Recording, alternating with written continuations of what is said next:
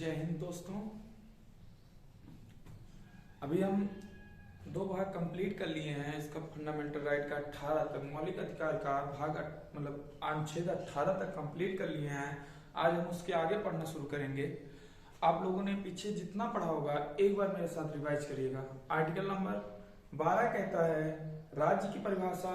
Article number 13 क्या कहता है? 13 कहता है कोई भी संसद ऐसा कानून बनाएगी जो कानून फंडामेंटल राइट का उल्लंघन करेगा वह नल मान लिया जाएगा। आज उसके बाद आता है समता का अधिकार। आपने देखा कि हमने 6 प्रकार का अधिकार पढ़ा फंडामेंटल राइट में जो वर्तमान टाइम में है, ठीक है। और मूल फंडामेंटल राइट जब बनकर तैयार हुआ था तब 7 प्रकार का था, ठीक है। एक उसमें संपत्ति का अधिकार था, उसको हमने बताया भी था कि वो अधिकार कैसे कैसे खत्म हुआ है, ठीक है। तो पहला हमने पढ़ा समता का अधिकार। समता के अधिकार के तहत हमने देखा आर्टिकल नंबर 14 जिसमें 2 बातें कही गई है। एक कहा गया विधि के समक्ष समता जो ब्रिटेन से ली गई है, दूसरी बात कहा गया विधियों का समान संरक्षण जो यूएसए से ली गई। आर्टिकल नंबर 15 कहता है 5 प्रकार से भेदभाव को रोकता है शिक्षा के क्षेत्र में। 5वां आपने देखा, क्या देखा? जन्म स्थान, लिंग, ठीक है। आप जन्म लेंगे पहले किसी ना किसी स्थान पे आपकी कोई ना कोई लिंग होगी, आपका कोई ना कोई वंश होगा। तो जन्म स्थान, लिंग, वंश, वंश के आधार पे और फिर आपकी कोई ना कोई जाति होगी, यानी कि जाति के आधार पे आपकी कोई ना कोई जाति होगी।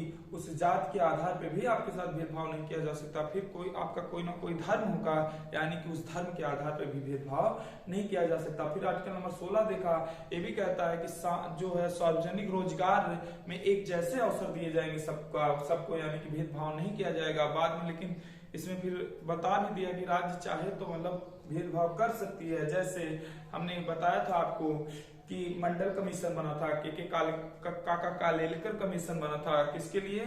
ओबीसी के आरक्षण के लिए। और मंडल कमीशन के तहत 27% आरक्षण भी दिया गया। और ओबीसी केस, एक मंडल केस भी हुआ था जिसको इंदिरा सहानी केस कहा जाता है। 1992 में इस केस को लेके कोर्ट ने कहा कि ओबीसी को जो आरक्षण मिल रहे हैं वो लीगल है, ठीक है। सुप्रीम कोर्ट ने आदेश दिया। और उसके बाद मोदी जी 103वां संविधान संशोधन करके ईडब्ल्यूएस को जो है 10% आरक्षण दे देते हैं। आपने 16 पढ़ा। फिर 17 में देखा अनटचेबिलिटी का अंत किया गया, अप्रियता छुआछूत का अंत किया गया। 18 में देखा उपाधियों का अंत किया गया। किसको किसको छोड़ के? 2 क्षेत्र की उपाधि छोड़ के, एक शिक्षा का क्षेत्र, दूसरा जो था सेना का क्षेत्र छोड़ के, इन 2 क्षेत्रों को छोड़ के उपाधियों का अंत किया गया। उसके बाद आपने इसमें देखा कि फंडामेंटल राइट लिया कहां से गया सर? फंडामेंटल राइट लिया गया था यूएसए से। कहां से लिया गया? यूएसए से। और सारे फंडामेंटल राइट विधिक अधिकार होते हैं, लेकिन सारे विधिक अधिकार मौलिक अधिकार नहीं होते हैं। ये बात भी हमने आपको बता दी। इसको मैग्ना कार्टा ऑफ इंडिया बोलते हैं, यानी कि भारत का मैग्ना कार्टा बोलते हैं। क्यों बोलते हैं? ये सब चीजें हम आपको समझा चुके हैं बड़े अच्छे से। आई होप सो कि आप इन सब चीज आपको याद होगी, ठीक है। आज हम आगे शुरू करेंगे इसमें, और ये भाग 3 में है। संविधान के कौन से भाग में है? भाग 3 में है। ये सारी चीजें हम आपको बता चुके हैं। अब हम आज आगे पढ़ना शुरू करेंगे। कहने का मतलब कि अब हमारा पार्ट 2 आ गया। एक हमने देखा समता का अधिकार, अब दूसरा देखेंगे जो है हमारा स्वतंत्रता का अधिकार। क्या है? स्वतंत्रता का अधिकार। स्वतंत्रता का अधिकार।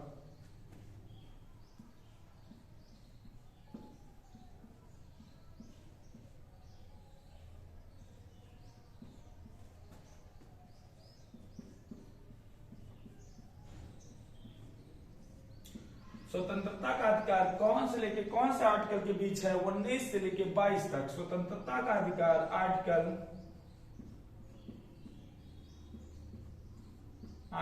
19 से 22 तक है। कहां से? आर्टिकल 19 से 22 तक है स्वतंत्रता का अधिकार। आर्टिकल 19 से लेके आर्टिकल 22 तक सुसज्जित किया गया है, यानी कि सजाया गया है। अब इसके तहत आर्टिकल 19 को देखते हैं। अनुच्छेद 19।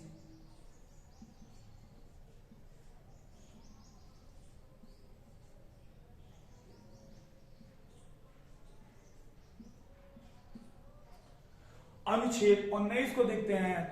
अनुच्छेद 19 में आपको 6 प्रकार की स्वतंत्रता दी गई है। कितने प्रकार की? 6 प्रकार की। वैसे देखा जाए तो मूल संविधान में 7 प्रकार की स्वतंत्रता थी। आर्टिकल 19 में भी देखिए, इनमें कंफ्यूज मत हो जाइएगा। 19 और ये पूरे मौलिक संविधान का मतलब दोनों में अंतर है। उसमें भी मौलिक संविधान में भी 7 प्रकार की स्वतंत्रता दी गई, मौलिक अधिकार में भी 7 प्रकार की स्वतंत्रता दी गई, लेकिन अनुच्छेद 19 में भी 7 प्रकार की स्वतंत्रता दी गई थी स्टार्टिंग में।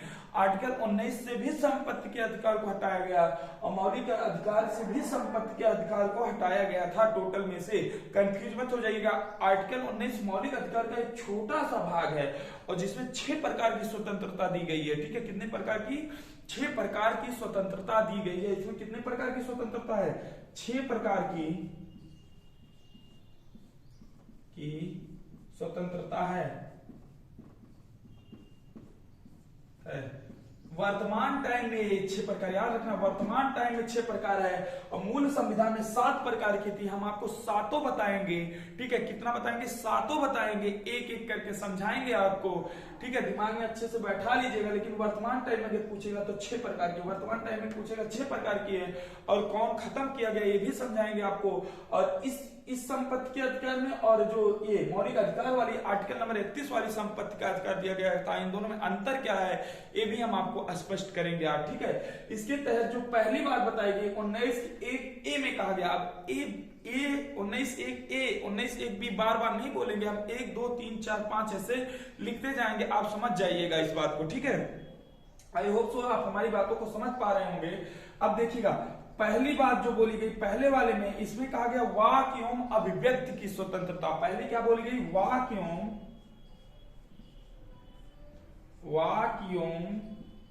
अभिव्यक्ति की स्वतंत्रता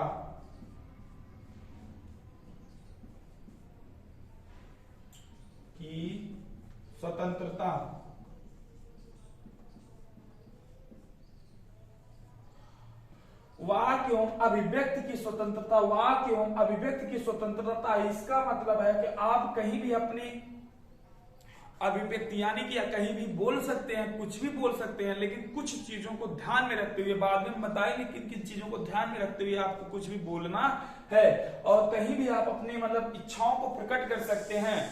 ठीक है, इसी के अनुसार एक केस हुआ, उस केस का नाम है बीजो इमैनुअल वर्सेस केरल राज्य। कौन सा? एक केस हुआ बीजो इमैनुअल वर्सेस केरल राज्य, बीजो इमैनुअल वर्सेस केरल राज्य केस होता है। बीजो इमैनुअल वर्सेस केरल राज्य, बीजो इमैनुअल वर्सेस केरल राज्य केस होता है। याद रखिए कौन सा केस है? बीजो इमैनुअल वर्सेस केरल राज्य।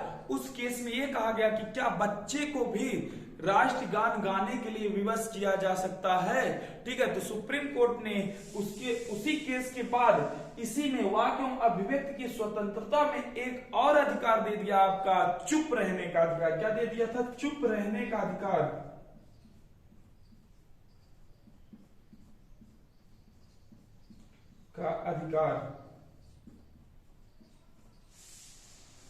क्या दे दिया था? चुप रहने का अधिकार। यानी कि जरूरी नहीं है घर जहां आप बोले, जहां आपका मन कहे वहां बोले। ठीक है, वॉक करें मतलब बोले, और जहां ना मन कहे वहां ना बोले, यानी कि चुप रहने का अधिकार है। हमसे कोई पूछे आपका क्या नाम है, हमारी मर्जी हम बताएं, हमारी मर्जी हम ना बताएं, क्योंकि आर्टिकल नंबर 19 कहता है कि हमें चुप रहने का अधिकार है, हम चुप रह सकते हैं। ठीक है, ये बात क्लियर हो गई आपको? पूरी तरीके से चुप रहने का अधिकार। कौन से केस में सर कहा गया था? बीजो इमैनुअल वर्सेस केरल राज्य। कौन सा केस? बीजो इमैनुअल वर्सेस केरल राज्य। एक दूसरा केस होता है इसी के बाद प्रेस, जिसके अंतर्गत प्रेस की स्वतंत्रता जोड़ा गया। क्या? प्रेस की स्वतंत्रता। इसी में कहा गया प्रेस की स्वतंत्रता, प्रेस की किस बात को जोड़ा गया? प्रेस की स्वतंत्रता को जोड़ा गया। सर किस केस में प्रेस की स्वतंत्रता को जोड़ा गया? Indian express newspaper versus union of India case. ये थी Indian express newspaper versus union of Indian case. एक केस हुआ था Indian express newspaper versus union of India case एक हुआ था, जिसके द्वारा प्रेस की स्वतंत्रता को भी हमारा मौलिक अधिकार बना दिया गया। आर्टिकल नंबर 19 के 1 में रख दिया गया। किसमें रख दिया गया? आर्टिकल नंबर 19 के 1 में रख दिया गया। जम्मू कश्मीर में बीच में इंटरनेट की सुविधा बंद कर दी गई थी, फिर भी एक केस गया और उस केस के बाद सुप्रीम कोर्ट ने जल्द से जल्द सरकार को यह आदेश दिया कि आप जल्दी से जल्दी वहां के जो भी प्रॉब्लम है उसको सॉल्व करके, ठीक है, वहां इंटरनेट की सुविधा स्टार्ट करवाइए। क्यों? क्योंकि इसी के अंतर्गत कहा कि इंटरनेट की सुविधा भी आप एक फंडामेंटल राइट है। किसके अंतर्गत? वाक एवं अभिव्यक्ति की स्वतंत्रता के अंतर्गत। वाक एवं अभिव्यक्ति की स्वतंत्रता के अंतर्गत इंटरनेट की सुविधा भी आती है। इंटरनेट का अधिकार, इंटरनेट का अधिकार भी आता है किसके अंतर्गत? यही वाक एवं अभिव्यक्ति की स्वतंत्रता के अंतर्गत। एक मैटर बताते अभी जल्दी में घटा एक मैटर, ठीक है, हमारे एक प्रशांत भूषण नाम के, इसी से रिलेटेड है। वाक एवं अभिव्यक्ति की स्वतंत्रता का प्रयोग सबसे बेहतरीन देखिए प्रशांत भूषण जी ने कैसे किया था, सुनिएगा। प्रशांत भूषण एक व्यक्ति थे, प्रशांत भूषण, ये वकील है, भारत के माने जाने वकील है, ठीक है। कौन? भारत के प्रशांत भूषण जी भारत के माने जाने वकील हैं। और उस समय के हमारे वर्तमान मतलब उस समय के जो सीजीआई थे हमारे अरविंद शरद बोबड़े साहब, इसके पहले वाले जो हमारे थे अरविंद शरद बोबड़े, प्रेजेंट टाइम में एनबी रमना साहब हैं, लेकिन उस टाइम के सीजीआई शरद अरविंद बोबड़े साहब अपना टहल रहे थे 50 लाख की बाइक लेके। क्या लेके टहल रहे थे?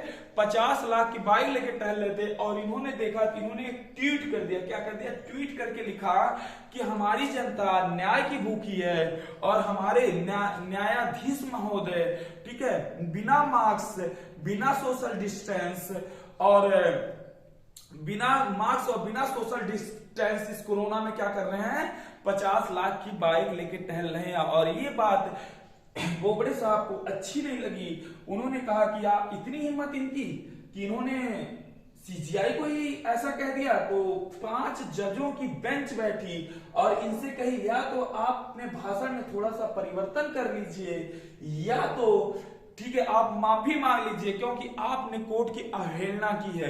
लेकिन इनको अच्छे से पता था कि हमने कोर्ट की अवहेलना नहीं की है, हमने जो भी बोला है ये आर्टिकल नंबर 19 हमें पूरी तरह से स्वतंत्रता देता है। हम अपनी व्यक्ति दे सकते हैं, हम अपने विचारों को प्रकट कर सकते हैं और हम कुछ भी बोल सकते हैं। लेकिन ठीक है, भारत की अखंडता, ठीक है, को आप खंडित नहीं करेंगे, किसी के मान सम्मान को आप विचलित नहीं करेंगे। लेकिन इन्होंने यहाँ कुछ बोला नहीं था, जो सही था वही बात कही थी, ठीक है, जो सही था वही बात कही थी। इन्होंने कोर्ट से कहा, ठीक है, कहा कि हमें टाइम देना, यानी कि मेरे कीमती समय को और कोर्ट के कीमती समय को खराब करना है। ना ही हम इस जो ट्वीट है उसमें एक अक्षर बदलेंगे और ना ही हम माफी मांगेंगे। इनके ऊपर केस चलाया गया और लास्ट में इन्होंने केस लड़ा और थक कर इन पे 1 रुपए का जुर्माना लगाया गया। कितने का? 1 रुपए का जुर्माना लगाया गया। और आप जानते हैं 1 रुपए का जुर्माना लगा दिया गया। अगर 1 रुपए का जुर्माना उनके ऊपर लगा, अगर यही बात सेम हम रिपीट करें या आप रिपीट करें, कहें कि ऐसे बोबड़े साहब को, अरविंद शरद बोबड़े साहब को आप यही बात कहें कि आप बिना मास्क के घूम रहे थे, आप वैसे टहल रहे थे, आप सोशल डिस्टेंस का जो है नियम को फॉलो नहीं किया, ठीक है, ऐसी बात अगर आप बोल दें हम, तो हमें भी सिर्फ 1 रुपए का ही जुर्माना होगा। ऐसा सर क्यों? क्योंकि अनुच्छेद नंबर 129 कहता है, ठीक है, अनुच्छेद नंबर 129 बोलता है कि सुप्रीम कोर्ट का एक फैसला अभिलेख होगा।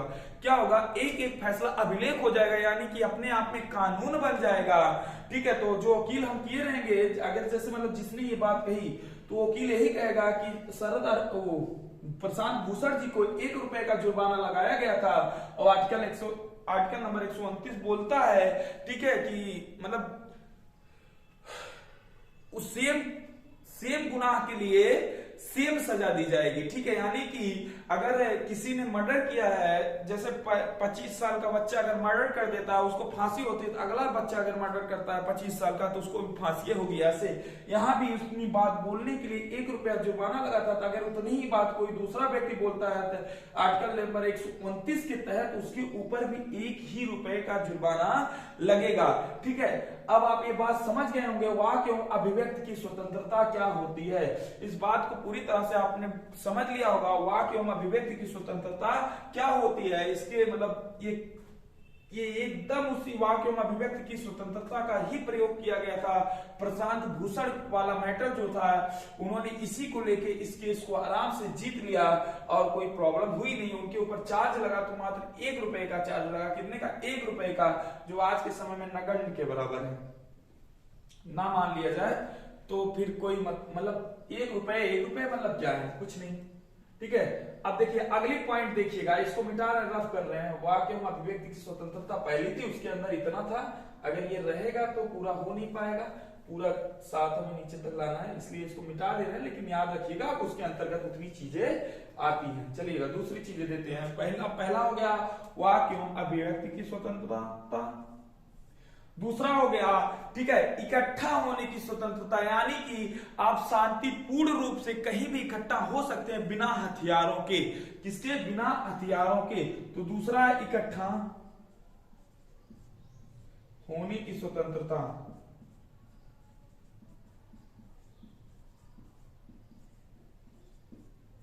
ठीक है, इकट्ठा होने की स्वतंत्रता यानी कि भारत में आप कहीं भी इकट्ठा हो सकते हैं शांतिपूर्ण तरीके से बिना हथियारों के।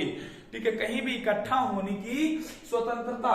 तीसरी स्वतंत्रता जो दी गई है, देखिए संगम। तीसरी स्वतंत्रता क्या? संगम एवं संघ बनाने की स्वतंत्रता। कौन सी? संगम, संगम एवं संघ बनाने की स्वतंत्रता। और इसी संगम एवं संघ बनाने की स्वतंत्रता में 97वां संविधान कॉन्स्टिट्यूशन अमेंडमेंट एक्ट, यानी कि 97वां संविधान संशोधन, ठीक है, 2011 द्वारा सहकारी समिति बनाने की भी स्वतंत्रता दे दी गई। कौन सी? सहकारी समिति। इसका सहकारी समिति एग्जाम्पल अगर देखें, जैसे अमूल,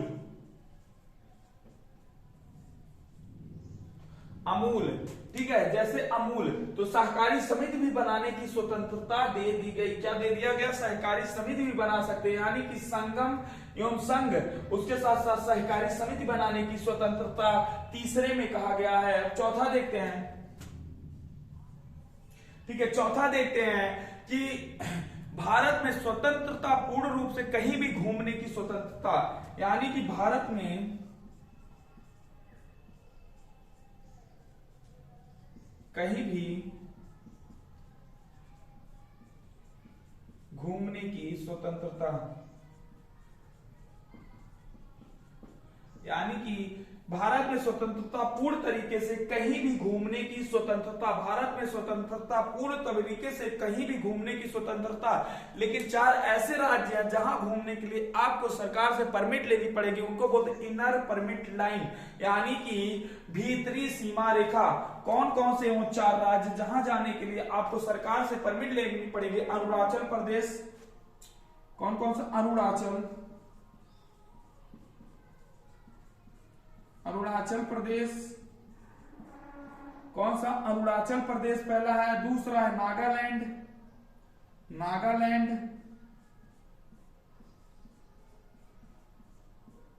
नागालैंड, मिजोरम।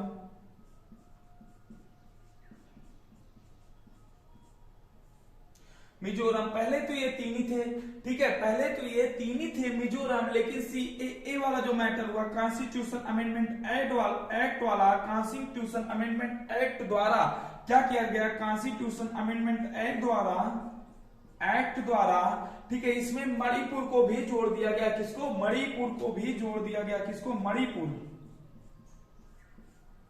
मणिपुर को जोड़ दिया गया। कहा गया कि घूम तो सकते हैं लेकिन इन 4 राज्यों में आपको घूमने के लिए किससे परमिशन लेनी होगी? सरकार से परमिट लेनी होगी। क्या करना होगा? सरकार से परमिट लेनी होगी। 5वीं बात बोली गई है, भारत में कहीं भी निवास करने की या बस जाने की स्वतंत्रता। क्या? निवास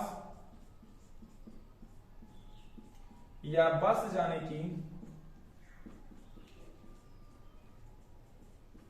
की स्वतंत्रता। भारत में कहीं भी निवास करने की या बस जाने की स्वतंत्रता। भारत में कहीं भी निवास करने की या बस जाने की स्वतंत्रता। भारत में कहीं भी निवास करने की या बस जाने की स्वतंत्रता दी गई है। सर किसके अकॉर्डिंग? 5वें के अकॉर्डिंग, अनुच्छेद 19 के 5वें के अकॉर्डिंग कहा गया है भारत में कहीं भी निवास करने या बस जाने की स्वतंत्रता। अब 6वीं देख लीजिए, बता दिया गया संपत्ति का अधिकार। क्या बताया गया? संपत्ति का अधिकार।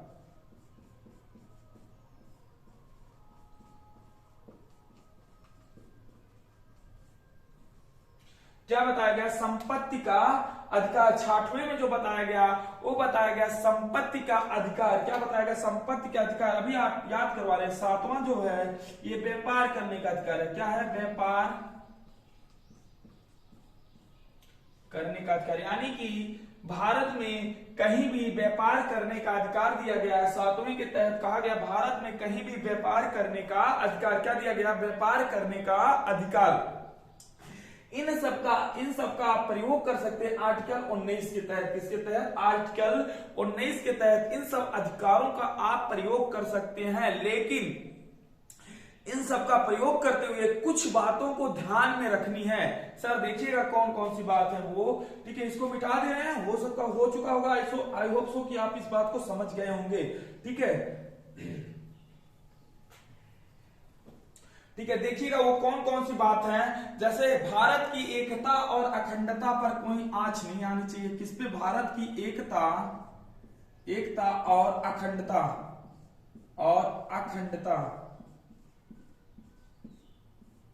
भारत की एकता और अखंडता पे कोई आंच नहीं आनी चाहिए। क्या नहीं होना चाहिए? भारत की एकता और अखंडता पर कोई आंच नहीं आनी चाहिए। भारत की एकता और अखंडता पे कोई आंच नहीं आनी चाहिए। दूसरी, सुरक्षा। कहने का मतलब बॉर्डर पे अगर गोली चल रही है तो नहीं कह दीजिए हमारा घूमने का अधिकार है तो चले जाइएगा और कह दीजिए थोड़ा साइड में हटिए तो देखें उधर से गोली कौन चला रहा है। ऐसा नहीं कर सकते आप, यानी कि आप अपनी सुरक्षा को ध्यान में भी रखते हुए ऐसा काम करेंगे। अपनी सुरक्षा को भी ध्यान में रखते हुए भी ऐसा काम करेंगे। तीसरी बात है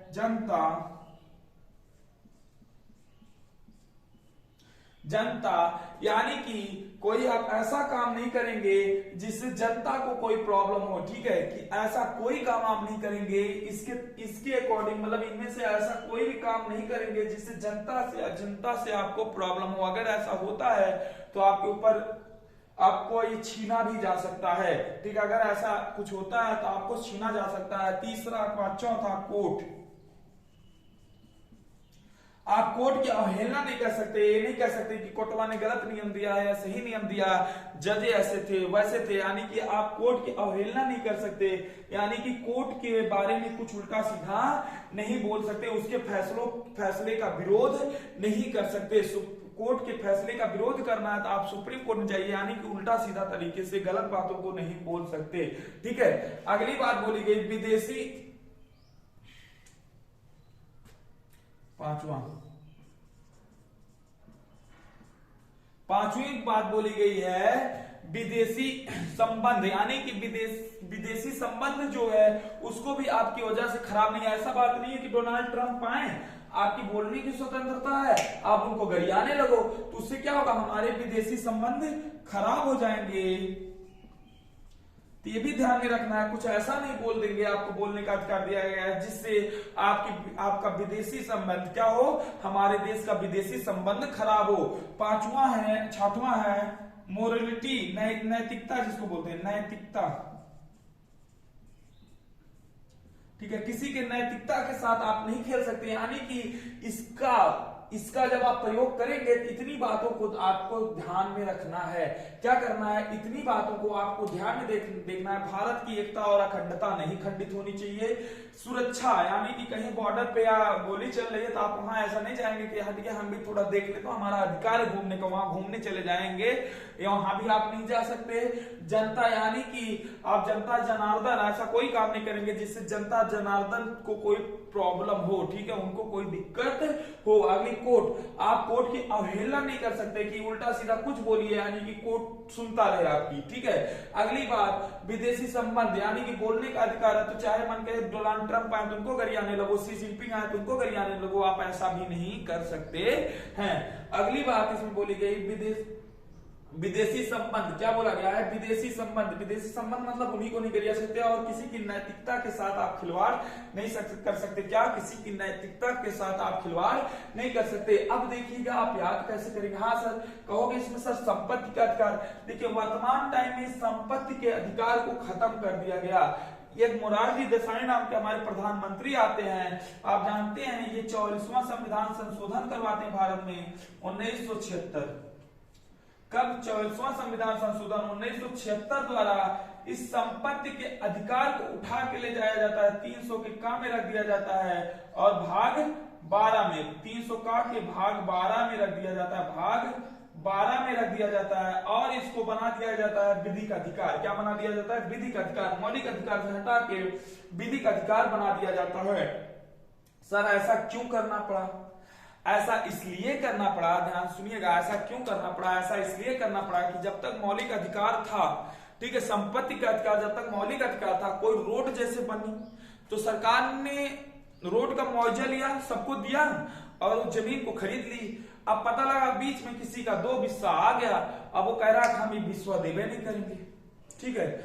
और अगर सरकार जबरदस्ती करेगी तो आप जानते हैं आजकल सुप्रीम कोर्ट और हाई कोर्ट इसके संरक्षक हैं, तो आर्टिकल 226 के तहत, आर्टिकल 32 के तहत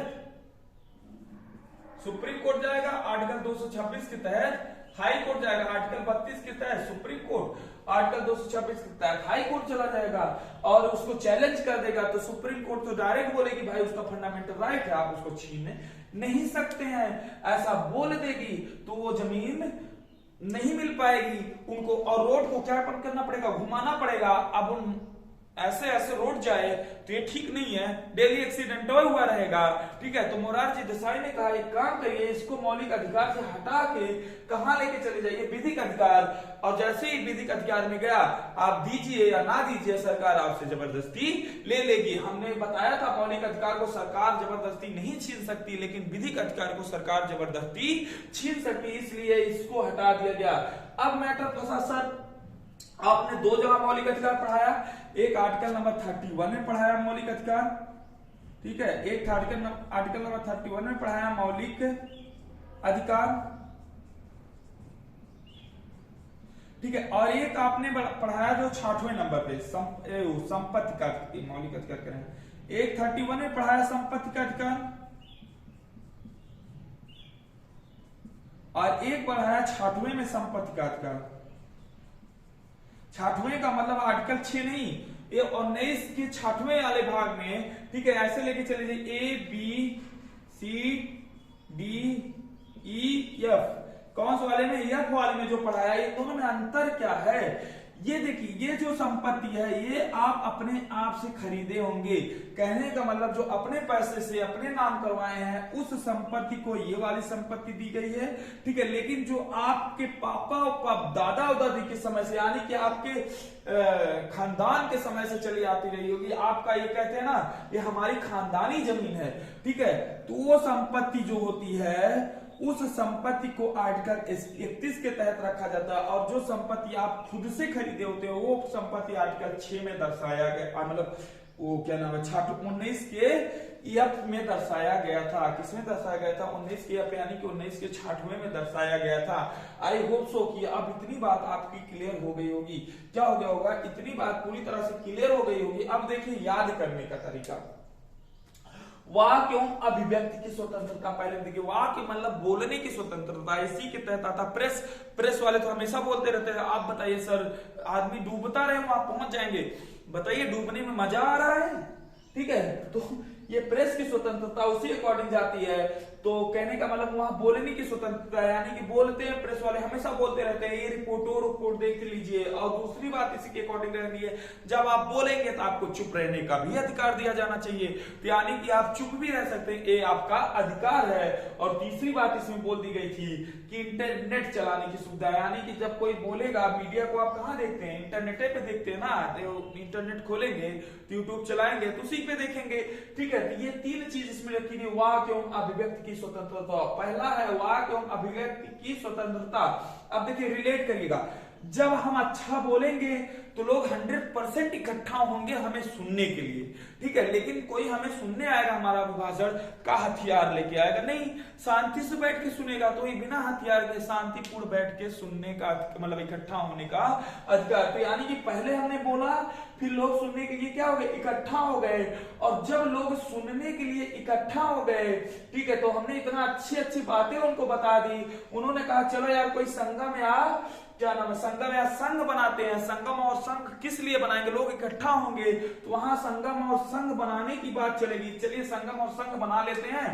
जैसे कोई संघ बना लिया आपने, कहा गांव का संघ तैयार है, उस संघ में ये बात बोल दी जाए, जैसे किसी के गांव की में किसी की लड़की की शादी है, गरीब है, तो उस संघ से पैसा निकाल के दे दिया जाएगा, वो धीरे धीरे उस संघ में पैसा जमा करता रहेगा। ये नेक काम करने के लिए मान लीजिए लोग इकट्ठा हुए, ऐसा विचार आया तो लोगों ने क्या बना लिया, संघ बना लिया, ठीक है, संघ बना लिया।